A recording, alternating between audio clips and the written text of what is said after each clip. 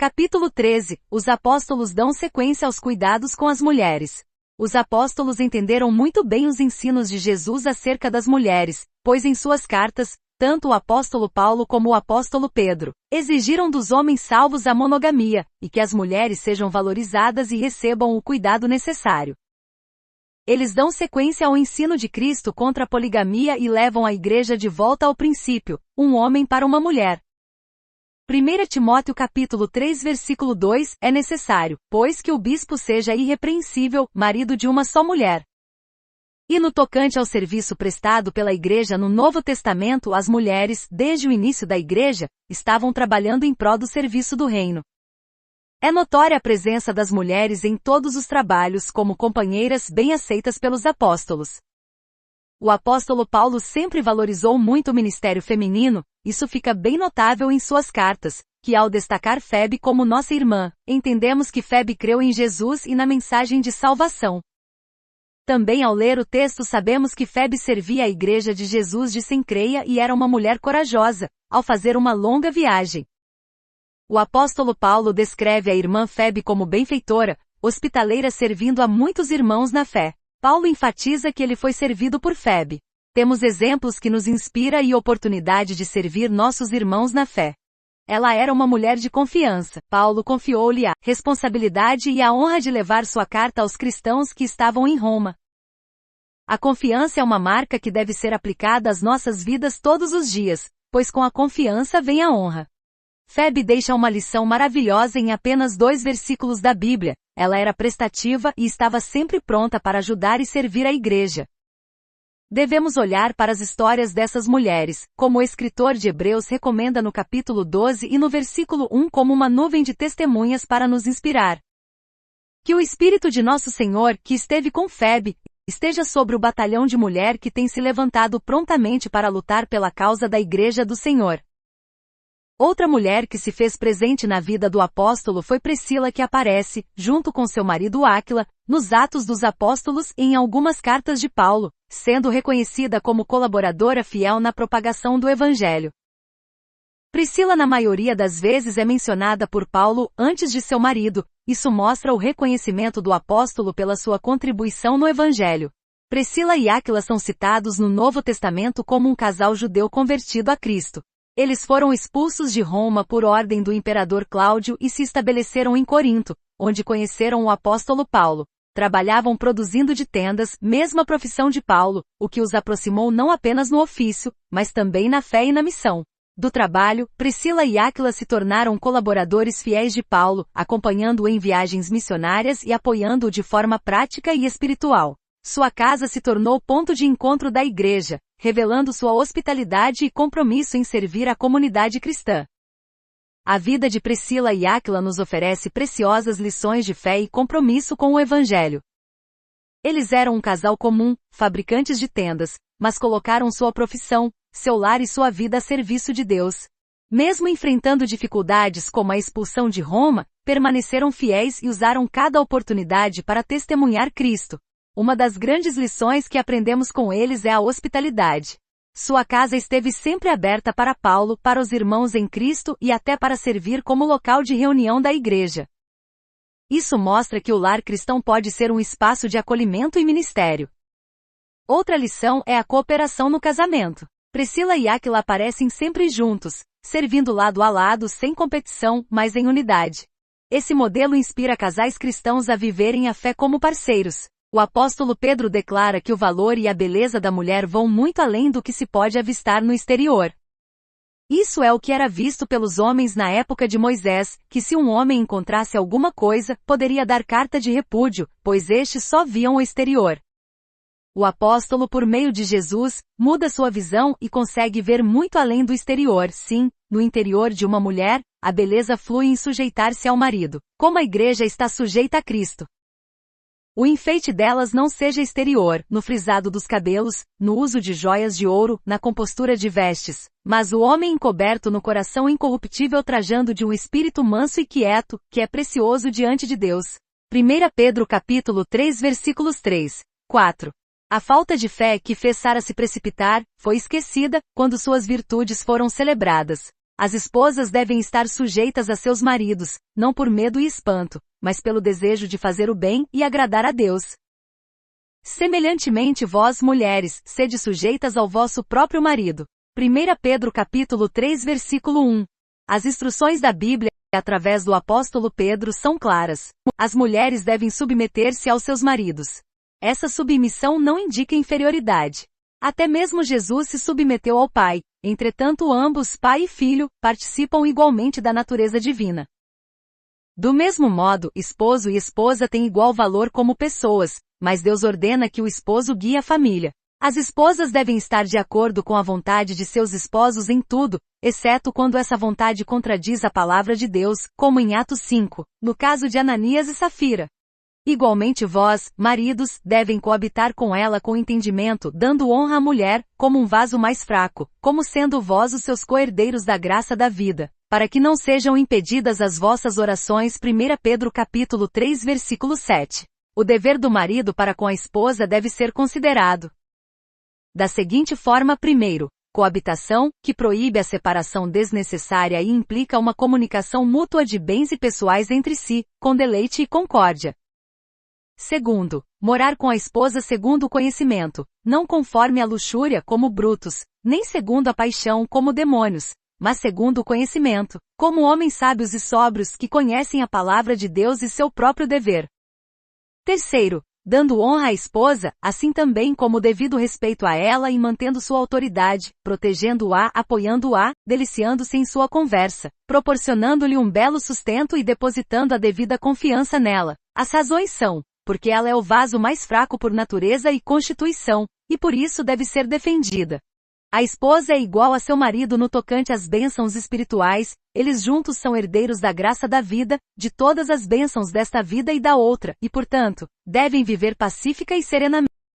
Pois se não o fizerem, suas orações serão prejudicadas, de modo que muitas vezes, você não consegue orar de forma alguma, ou se ora será com a mente perturbada e confusa, e portanto sem sucesso. A fragilidade do sexo feminino não é razão para separação ou desprezo, mas pelo contrário, é uma razão para honra e respeito. Dar honra à esposa como ao vaso mais fraco. Entre o tempo das primeiras comunidades cristãs e o tempo atual, aproximadamente 2000 anos se passaram, e as discriminações e violência contra as mulheres continuam.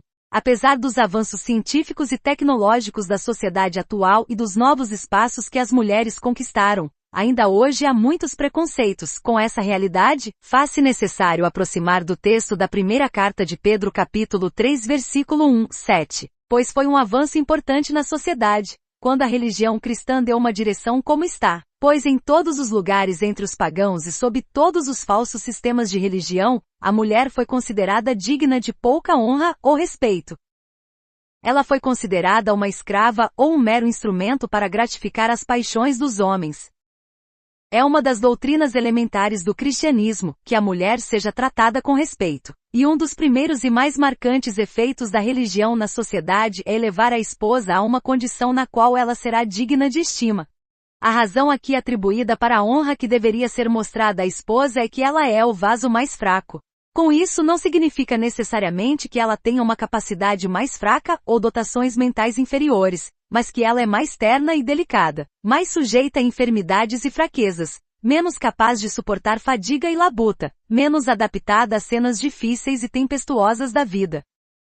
Como tal, ela deve ser considerada e tratada com bondade e atenção especial. O cristianismo fez muito para elevar o sexo feminino. Ensinou que a mulher é herdeira da graça da vida, assim como o homem, que embora ela seja inferior em vigor físico, ela é igual a ele no aspecto mais importante. Ela é uma companheira de viagem com ele para um mundo superior, e que de todas as formas, ela tem direito a todas as bênçãos que a redenção confere, tanto quanto ele. Essa única verdade é necessária para elevar o sexo feminino, e é tudo o que se precisa para tirá-la de sua degradação em todo o mundo. O cristianismo faz um lar feliz. Que os princípios aqui ordenados pelo apóstolo reinem em qualquer família, e essa família terá inteligência, contentamento e paz. Existe uma maneira simples e fácil de ser feliz na relação familiar. É permitir que o Espírito de Cristo e seu Evangelho se reúnam ali. Feito isso, embora exista pobreza, decepção, doença, cuidados e perdas, ainda haverá paz interior, pois haverá amor mútuo e a alegre esperança de um mundo mais brilhante. A mulher deve sua elevação na sociedade ao cristianismo, e o que o cristianismo fez, e como ela pode demonstrar melhor sua gratidão do que ajudando de todas as maneiras a tornar conhecido o mesmo evangelho nas partes sombrias do mundo. Vós maridos, amai vossa mulher, como também Cristo amou a igreja e a si mesmo se entregou por ela. Efésios capítulo 5 versículo 25. O apóstolo Paulo manda que os maridos amem suas esposas. O dever da esposa é auxiliar, a obrigação do marido é comandar. Mas o apóstolo, para proteger contra o abuso desse direito, ordena ao marido a manifestação de um espírito que assegura a dependência por parte da esposa. Ele passa, portanto, a mostrar que o marido, em toda a conversa com a esposa, deve manifestar o mesmo espírito que o Senhor Jesus teve com a igreja, ou, em outras palavras, ele sustenta a conduta do Redentor em relação à igreja, como modelo para o marido imitar. Se o marido desejasse uma regra que fosse curta, simples, clara e eficaz, sobre a maneira como ele deveria considerar e tratar sua esposa, ele não poderia encontrar uma melhor do que a sugerida aqui. Assim como Cristo amou a igreja, esse foi o amor mais forte que já foi demonstrado neste mundo. Todo o amor do esposo pela esposa nunca seria muito, desde que ela não seja mais amada do que Deus. Os maridos devem fazer do amor que Cristo tem pela igreja um modelo a ser seguido. E se entregou por isso, deu-se a morrer para redimi-lo. O significado aqui é que os maridos devem imitar o Redentor a esse respeito. Assim como ele se entregou a sofrer na cruz, para salvar a igreja, deve o marido estar dispostos a negar a si e a suportar labuta e provação, a fim de promover a felicidade da esposa.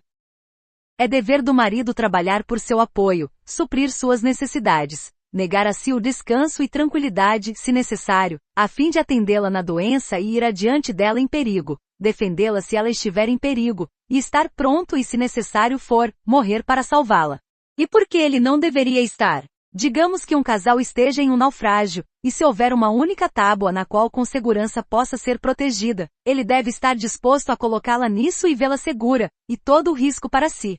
Mas pode ser mais implícito nisso, do que o homem trabalhar e até mesmo dar a vida, pelo bem-estar de sua esposa. Cristo deu sua vida para salvar a igreja, e o marido deve entender que seu grande objetivo é a salvação dela. Ele é obrigado a viver de modo a não interferir na salvação dela, mas a promovê-la de todas as maneiras possíveis.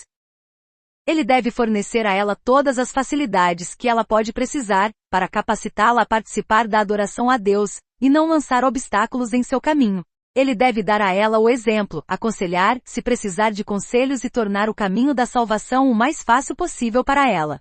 Se o marido tiver o espírito e a abnegação do Salvador, ele não considerará grande o sacrifício para promover a sua família.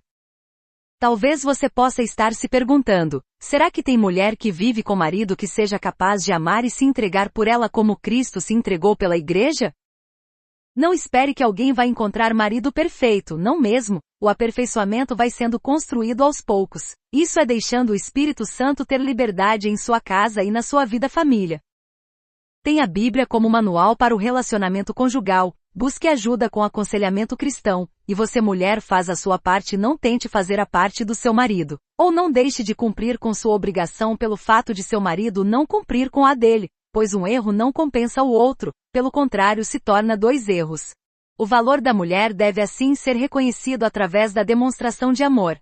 Assim devem os maridos amar a sua... Quem ama sua mulher, ama-se a si mesmo. Efésios capítulo 5 versículo 28. Quando o apóstolo expressa este texto, ele usa aqui as palavras de Adão, quando ele diz, está agora é os ossos dos meus ossos e carne da minha carne.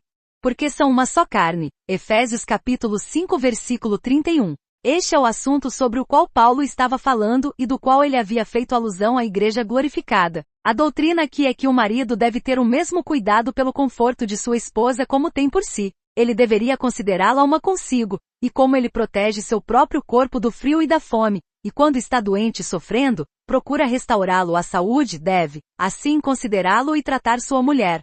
Porque com isso ele realmente promove seu próprio bem-estar, tanto quanto cuida de seu próprio corpo. A bondade de um homem para com sua esposa será mais do que recompensada pela felicidade que ela transmite, e toda a solicitude real que ele mostra para fazê-la feliz, ainda que custe 7 anos, será como pouco aos seus olhos. Se um homem deseja promover sua própria felicidade da maneira mais eficaz, é melhor começar demonstrando bondade à esposa. Vós maridos, amai a vossa mulher e não vos irrites contra ela. Colossenses capítulo 3 versículo 19. O homem que trata uma mulher de forma áspera, quebra o mandamento do Senhor tanto quanto aquele que se torna um adúltero. A recomendação do apóstolo é: não sejas amargo contra ela. Onde quer que haja amargura, falta amor, e um casamento sem amor é viver um inferno na terra. E ele não deve ser amargo contra ela, não deve tratar de maneira indelicada, com linguagem áspera ou tratamento severo, mas ser gentil e atencioso com ela em todas as coisas. Os maridos devem amá-las com terna e fiel afeição, como Cristo amou a igreja. Mulher, se o seu marido não tem as características de Cristo, comece a orar pedindo ao Senhor para salvar e formar Cristo no seu marido. Eu pessoalmente vivi o que falo na prática, e por muitos anos orei para que o Senhor salvasse meu marido e moldasse aos moldes de Cristo. Louvado seja o Senhor que fez uma grande obra, e o meu esposo hoje é outra pessoa, eu sei, ele ainda não é perfeito, mas está caminhando para a perfeição, assim como eu também estou cada dia procurando ser uma esposa melhor. Não adianta cobrar o aperfeiçoamento do marido se não conseguir olhar para dentro de si e conhecer seus próprios fracassos. Lembre-se, você só pode mudar você mesma, mas a tua mudança resultará na mudança do seu marido. Capítulo 14. Dorcas, uma discípula de Jesus. Ser chamada de discípula indica que Dorcas era uma seguidora dedicada de Jesus. Ela não apenas acreditava, mas também vivia de maneira que refletia a sua fé e os ensinos de Cristo. A descrição de Dorcas nos mostra que seu amor a Deus e às pessoas era expresso em ações. A sua prática de vida refletia os ensinamentos de Jesus, como amar e cuidar do próximo, expressando compaixão e generosidade. Ela vivia na cidade de Jope. Era uma mulher bondosa e dedicada, muito estimada por suas boas ações. Dorcas costurava roupas e dava esmolas a quem precisava, especialmente a pobres e viúvas. Certo dia, Dorcas ficou muito doente e acabou morrendo. Os cristãos da cidade ficaram profundamente tristes porque ela era uma pessoa muito querida por todos. Eles chamaram Pedro, que estava na cidade vizinha de Lida, para ir se encontrar com eles em Jope imediatamente. Quando Pedro chegou lá, encontrou os irmãos tristes na casa onde estava o corpo de Dorcas. As viúvas da comunidade estavam chorando e mostrando as lindas roupas que Dorcas lhes fizera. O apóstolo Pedro pediu que todos saíssem do quarto onde ela estava. Então, ele ajoelhou-se e orou. Depois disse: Tabita, levante-se. No mesmo instante, Dorcas abriu os olhos e sentou-se. Pedro a ajudou a levantar-se e a apresentou viva para todos que estavam ao redor.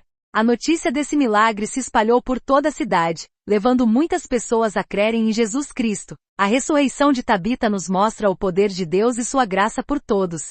A história de Dorcas nos fala de generosidade, serviço e amor ao próximo. De fato, isso é o que Cristo faz nos corações dos que creem nele. Quem conhece o ministério de Jesus e ama a Deus é sensível às necessidades dos outros. Sempre age com solidariedade e amor para com os carenciados, abrindo mão dos seus próprios recursos para ajudar os outros, como fez Dorcas. Dorcas é um exemplo de como a fé em Cristo pode transformar vidas ao nosso redor por meio de atos práticos de amor e generosidade.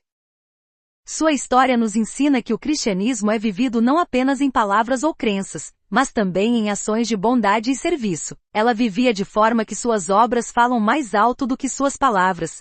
Sua vida era dedicada ao bem dos outros, colocando as necessidades do próximo acima das suas próprias. Isso reflete o amor de Deus. Seguir a Cristo também significa fazer o que ele fez.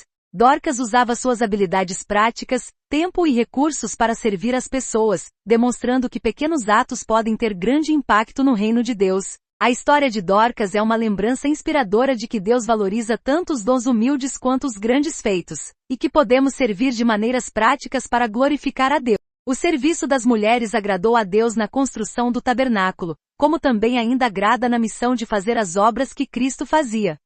Capítulo 15. Lídia, a vendedora de púrpura de Tiatira. Lídia era uma mulher de negócios bem-sucedida, vendendo um produto de luxo na época. Isso mostra que Lídia era empreendedora, prática e provavelmente bem respeitada na sociedade. Além de suas habilidades comerciais, foi convertida ao cristianismo através da mensagem de Paulo. Lídia também era generosa e hospitaleira. Após sua conversão, ofereceu sua casa para os apóstolos, servindo como um ponto de apoio para a missão cristã. Essa atitude reflete sua disposição em usar seus recursos para o bem da obra de Deus. Como exemplo, Lídia nos ensina sobre liderança, generosidade e a importância de servir a Deus com o que temos. Sua conversão também nos mostra que a fé de uma pessoa pode transformar uma comunidade, começando dentro de sua própria casa. Lídia não apenas se converteu ao Evangelho, mas também se dedicou a ajudar na divulgação da mensagem de Jesus. O encontro com Paulo foi um momento especial, que a levou a conhecer Cristo e mudar sua vida. Depois desse encontro transformador, Lídia se tornou uma grande apoiadora de Paulo em Filipos. Sua casa passou a ser um ponto de encontro para os primeiros cristãos, auxiliando no crescimento da igreja na cidade. Quando Paulo e Silas saíram da prisão, voltaram à casa de Lídia, onde foram recebidos com alegria pelos irmãos na fé. Atos capítulo 16 versículo 40. A Bíblia relata que após ouvir a mensagem do Evangelho, Lídia aceitou a Jesus e foi batizada juntamente com sua família. Ela não apenas aceitou a mensagem de Cristo, mas também se dedicou a apoiar o trabalho missionário de Paulo, oferecendo sua casa para hospedar os apóstolos. Uma mulher decidida a servir o Senhor fará o que for necessário para levar esse evangelho para dentro de sua casa. Lídia é um exemplo de como a conversão pessoal pode levar à transformação de toda a família, criando uma base para o fortalecimento da igreja. Sua atitude nos desafia a usar nossos recursos e talentos para servir a Deus e a sua obra. Não importa se você é uma vendedora de grife ou uma sacoleira, o que importa é que você saiba usar o que vier à mão para fazer. Olha como o mestre ensina na parábola dos talentos. Capítulo 16, Maria de Betânia. João fala de uma ceia em Betânia 6 dias antes da Páscoa, onde estava Lázaro, o que faleceu e a quem ressuscitou dos mortos, e Marta servia. E Mateus registra no capítulo 26 versículo 6,7 que uma mulher derrama unguento sobre sua cabeça.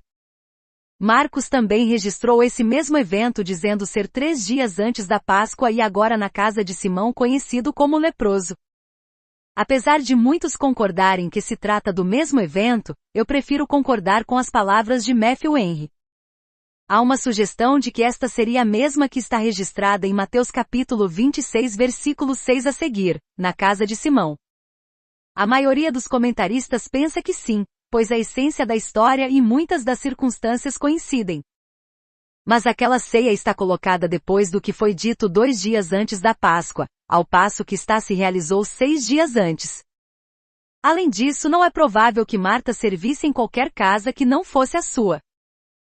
E por isso eu concordo com o Dr. Liggoort em pensar que são 2 eventos diferentes. Aquela, no Evangelho de Mateus, aconteceu no 3º dia da semana da Páscoa, mas está no 7º dia da semana anterior, sendo sábado dos judeus, a noite anterior à sua entrada triunfal em Jerusalém. Aquela aconteceu na casa de Simão, na de Lázaro.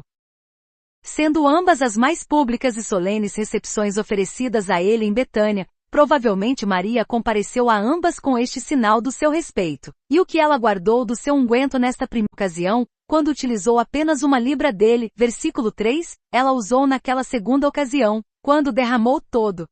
Maria, quem é nos ditos por Lucas que estava aos pés de Jesus para aprender com ele, no momento que Marta estava fadigada com os afazeres e pede para que Jesus libere Maria para o serviço, mas Jesus repreendeu Marta e não a autorizou. Este texto narrado por Lucas ajuda a entendermos que a mulher que por 2 vezes na mesma semana ungiu Jesus, foi a resposta do seu aprendizado aos pés do Mestre. Quem verdadeiramente conhece o Senhor não consegue ser mesquinho com sua adoração, tem sempre oferta abundante para oferecer. Tomando 1 libra de unguento de nardo puro, de muito preço, ungiu os pés de Jesus e enxergou-lhe os pés com os seus cabelos, e encheu-se a casa do cheiro do unguento.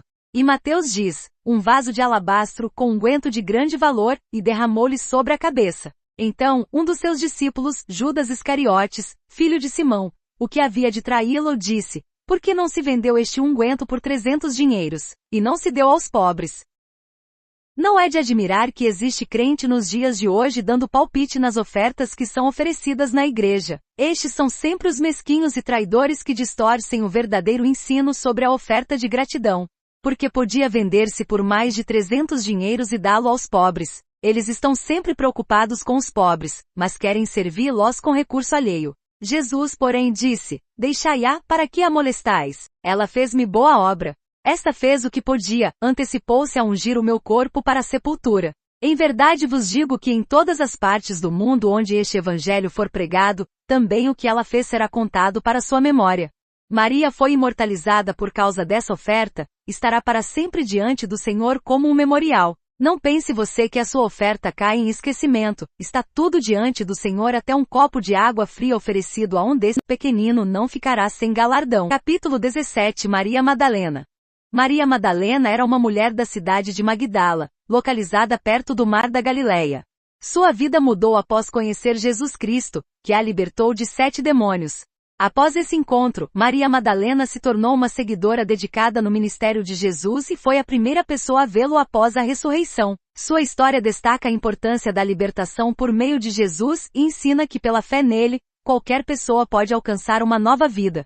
Ela foi também uma das mulheres que acompanhavam Jesus e seus discípulos, prestando apoio com seus próprios recursos. Sua devoção era tão grande que ela permaneceu ao lado de Jesus até o final, estando presente na crucificação e testemunhando o sofrimento e a morte de Cristo. Tamanha era sua dedicação a Cristo que após a morte de Jesus, Maria Madalena foi uma das primeiras a ir ao sepulcro com outras mulheres para ungir seu corpo. Porém, ao chegar, encontrou o túmulo vazio. Enquanto chorava, Jesus apareceu a ela, mas no início ela não o reconheceu. Só quando ele a chamou pelo nome Maria, ela percebeu ser o Mestre ressuscitado.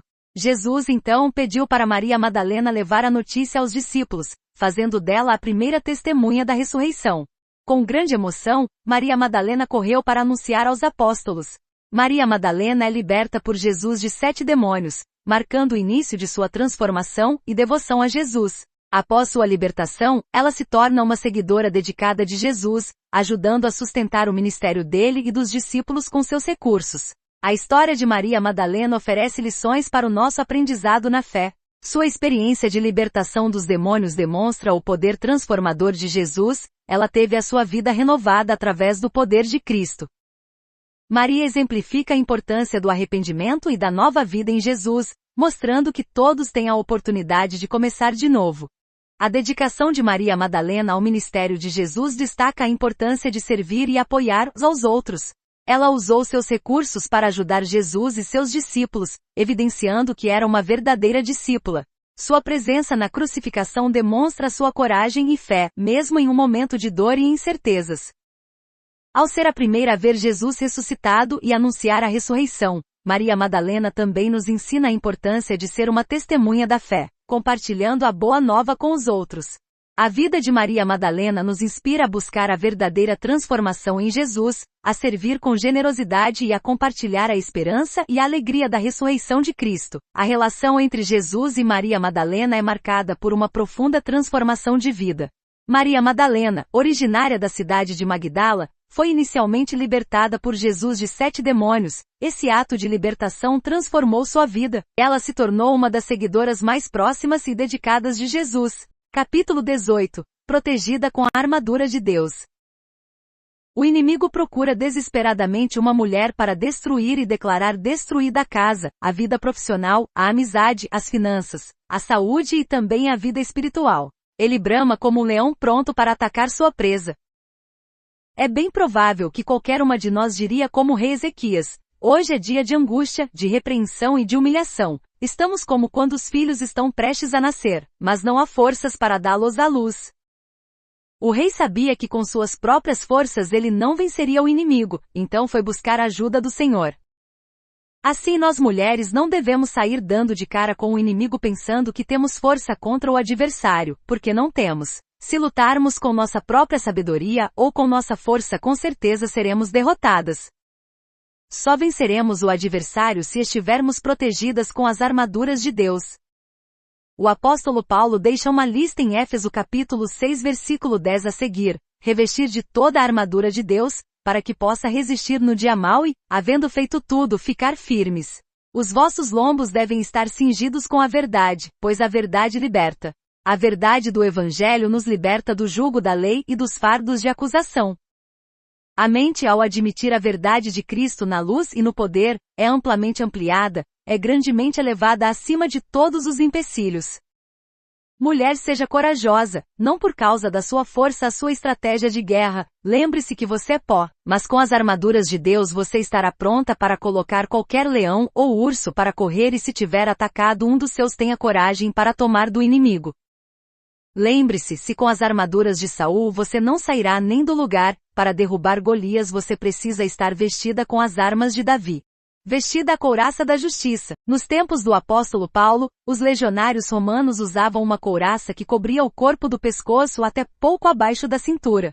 A couraça era feita de placas de metal. Ela vestia o soldado de forma a protegê-lo pela frente e pelas costas. Obviamente a couraça possuía um papel fundamental na armadura de um soldado da infantaria. Numa guerra em que se lutava com espadas, flechas e outras armas de metais e madeira, a couraça protegia membros vitais do corpo humano, sobretudo o coração.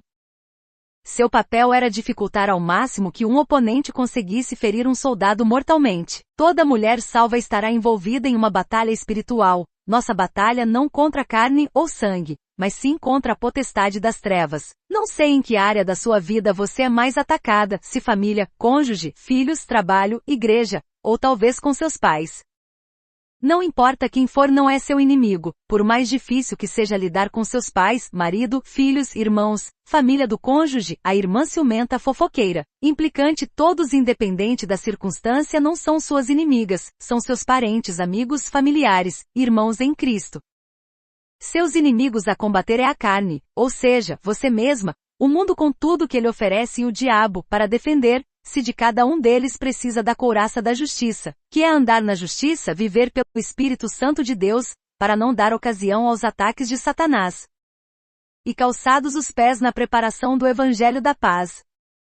É denominado o Evangelho da Paz porque traz todos os tipos de paz, paz com Deus, conosco e uns com os outros. Também pode significar aquilo que prepara para o entretenimento do Evangelho, a saber, arrependimento. Pois ao vivermos uma vida de arrependimento, estamos armados contra as tentações do pecado e os desígnios de nosso grande inimigo.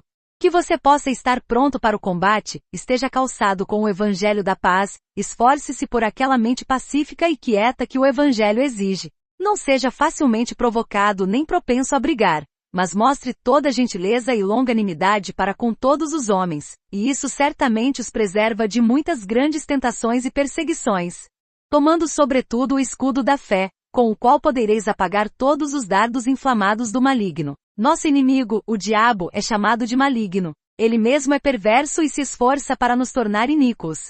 As tentações são chamadas de dardos, por causa de seu voo rápido, e das feridas profundas que causam à alma, dardos inflamados, por meio de alusão aos dardos venenosos que costumam inflamar as partes feridas. A fé é o escudo com o qual devemos apagar esses dardos inflamados, onde devemos recebê-los e assim torná-los ineficazes, para que não nos acertem, ou pelo menos para que não nos machuquem. A fé age de acordo com a palavra de Deus e aplicando-a, agindo de acordo com a graça de Cristo para apagar os dardos da tentação. Eu sei falar de fé é fácil, difícil é viver na prática. Para colocar nossa fé em prática só será possível através de tempo de qualidade diante do Senhor, leitura da Bíblia e oração. Tomai também o capacete da salvação, e a espada do Espírito que é a palavra de Deus. O capacete protege a cabeça. Uma boa esperança de salvação bem fundada e bem construída, tanto purificará a alma como a impedirá de ser contaminada por Satanás, e confortará a alma e a impedirá de ser perturbada e atormentada por Satanás. Ele nos tentaria ao desespero. Mas a boa esperança nos mantém confiando em Deus e nos alegrando nele. A palavra de Deus é a espada do Espírito. A espada é uma parte muito necessária e útil da mobília de um soldado. A palavra de Deus é muito necessária e de grande utilidade para o cristão. A palavra de Deus é chamada de espada do Espírito, porque é ele que a torna eficaz e poderosa. O próprio Cristo resistiu às tentações de Satanás com, está escrito, Mateus capítulo 4 versículos 4, 6, 7 e 10. Isto, estando oculto no coração, preservará do pecado e mortificará e matará aquelas concupiscências e corrupções que estão latentes. A oração deve ser unida a todas as outras partes de nossa armadura cristã, para nossa defesa contra esses inimigos espirituais, implorando ajuda e assistência de Deus, conforme o apóstolo Paulo orienta, devemos orar sempre.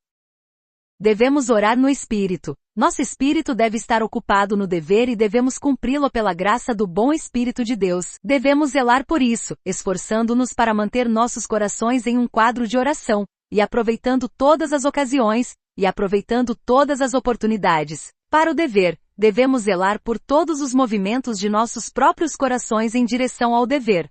Quando Deus diz, busque meu rosto, nossos corações devem obedecer, Salmos números 27 versículo 8. Isso devemos fazer com toda perseverança. Devemos cumprir o dever de orar, seja qual for a mudança que possa haver em nossas circunstâncias externas, e devemos continuar nele enquanto vivermos no mundo. Capítulo 19. A mulher sábia edifica e não destrói. O perfil de uma mulher que aprende com Jesus é de uma mulher sábia, que dedica a sua vida ao Senhor e busca o reino de Deus em primeiro lugar. Essa dedicação a Deus traz sabedoria que reflete em todas as áreas de sua vida, no trabalho, nos negócios, em casa, na igreja, no lazer, entre outros.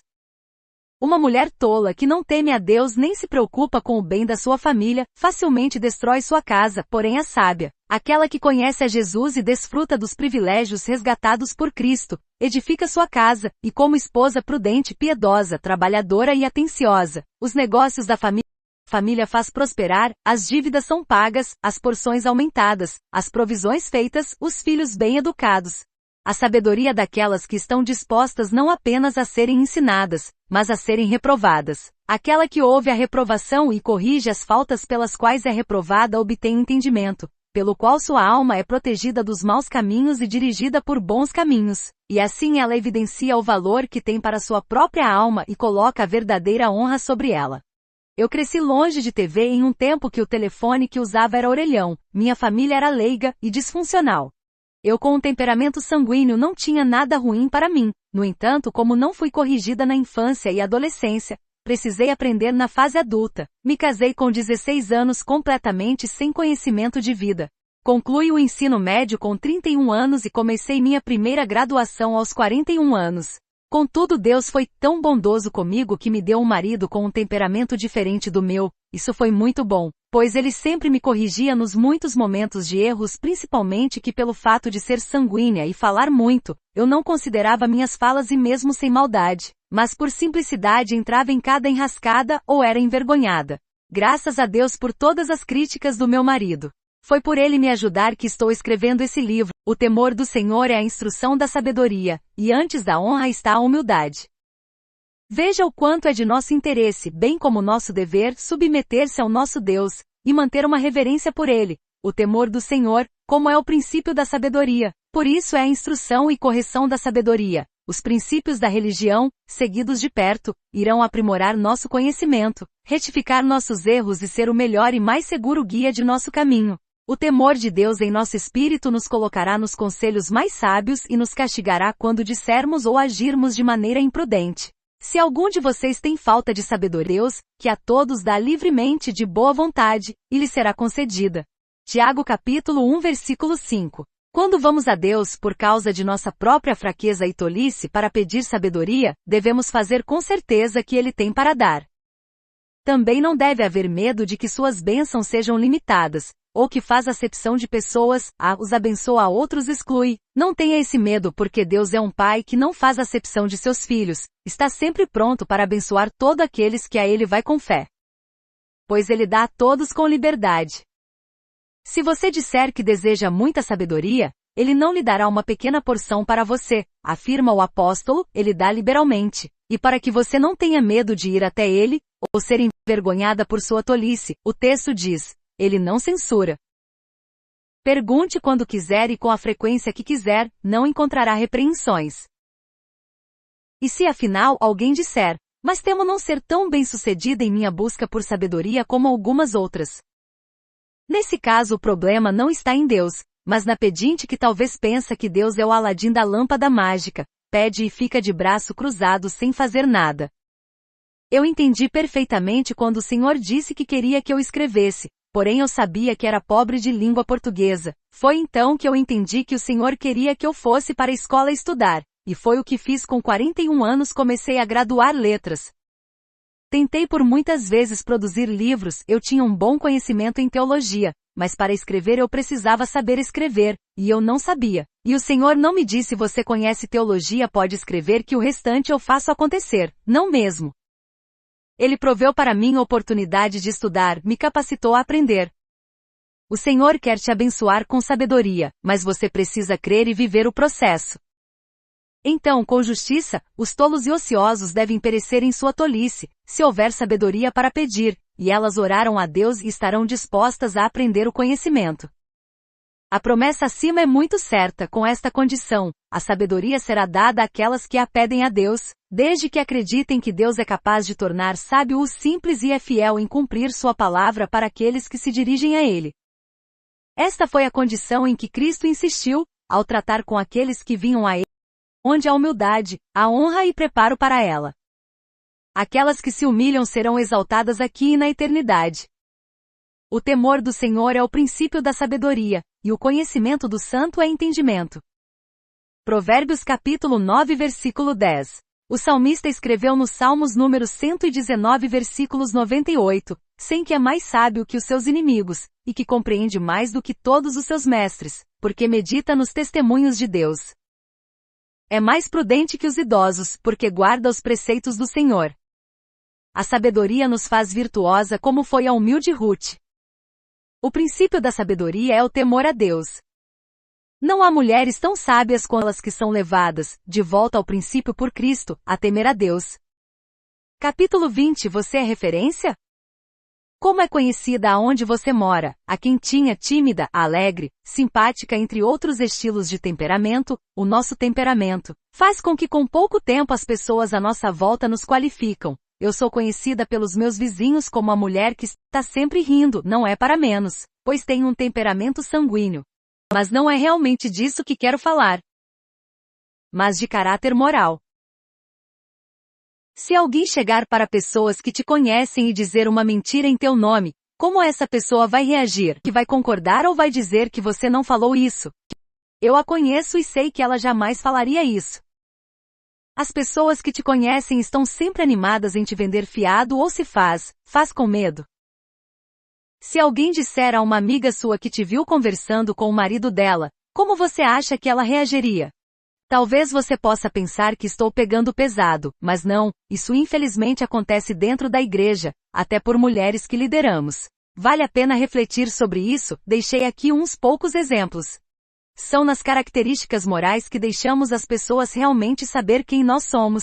Mulher, o Senhor te salvou para que através de você salvasse outras.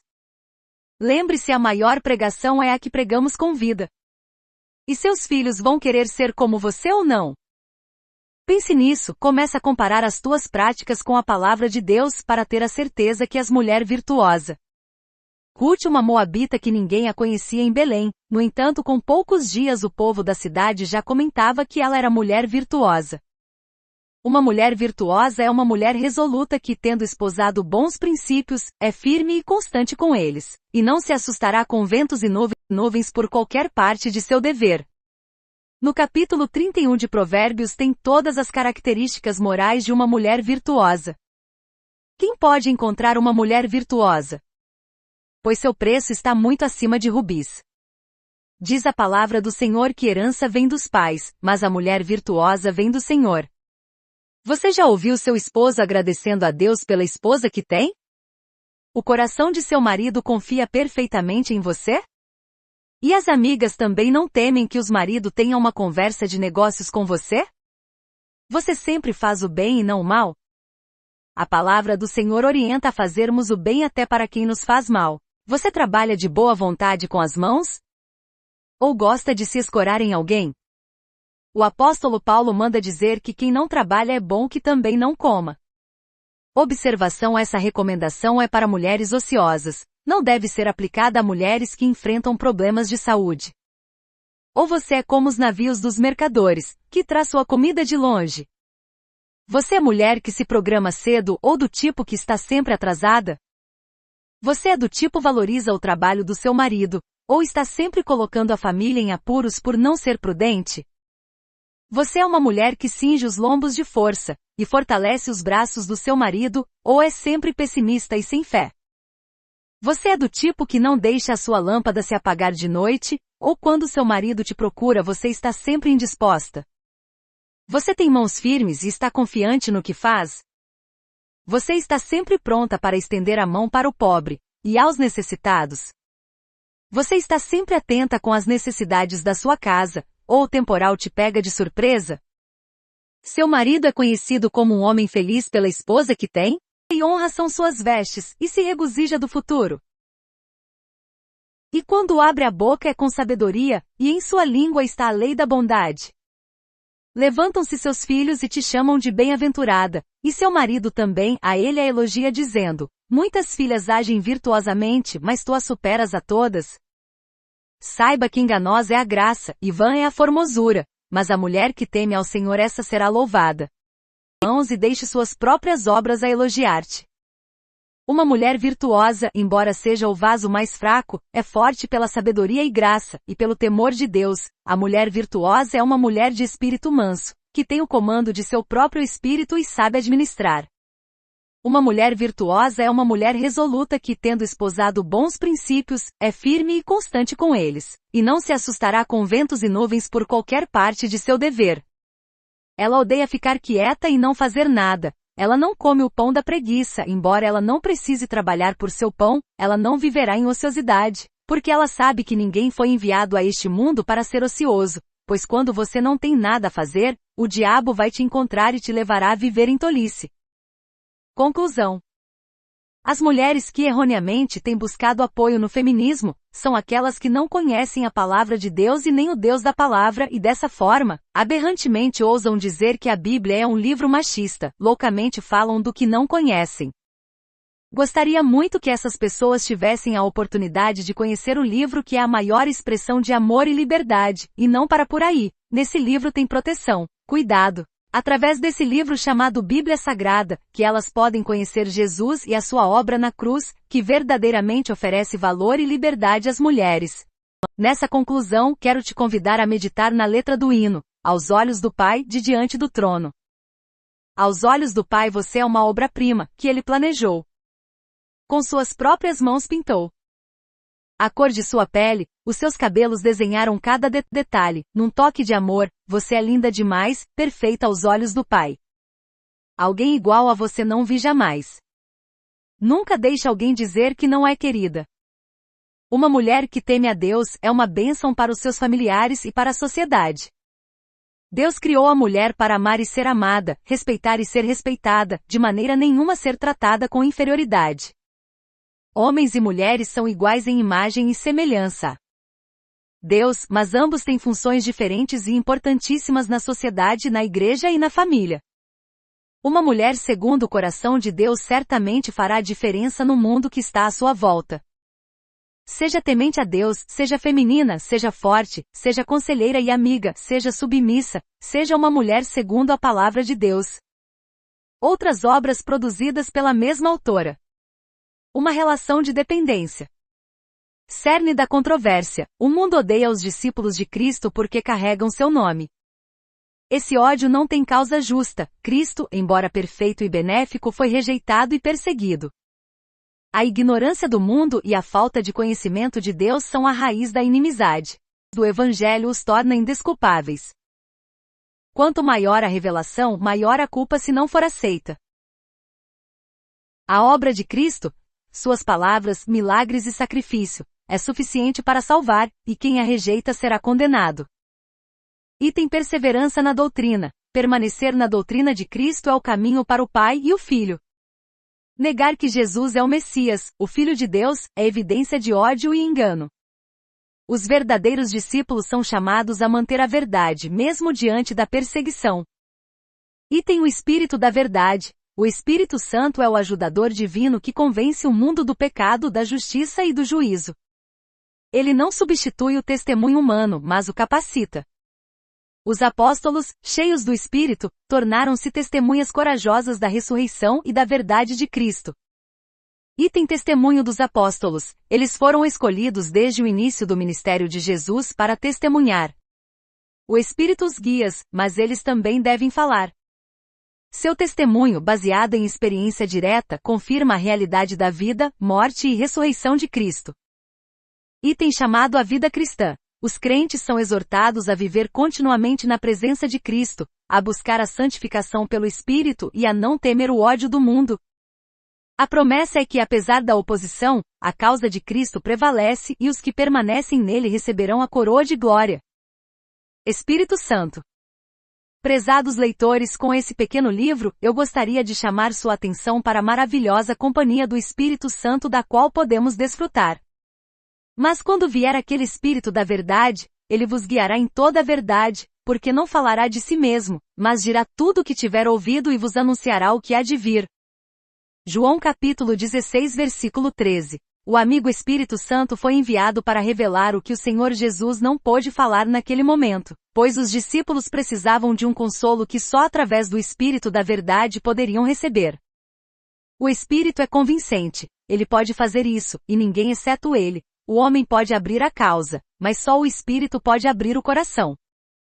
Após a ressurreição de Jesus, eles perguntaram sobre a restauração do reino de Israel, mas o Senhor queria que eles entendessem que o que devia ser importante para aquele momento era a vinda do Espírito Santo, pelo qual eles deveriam receber poder para suportar as descobertas que eram tão contrárias às noções que eles tinham. Ele assegura-lhes a ajuda suficiente pelo derramamento do Espírito. As bênçãos espirituais nos lugares celestiais são dadas pelo Pai ao Filho e este ao Espírito para transmiti-las a nós.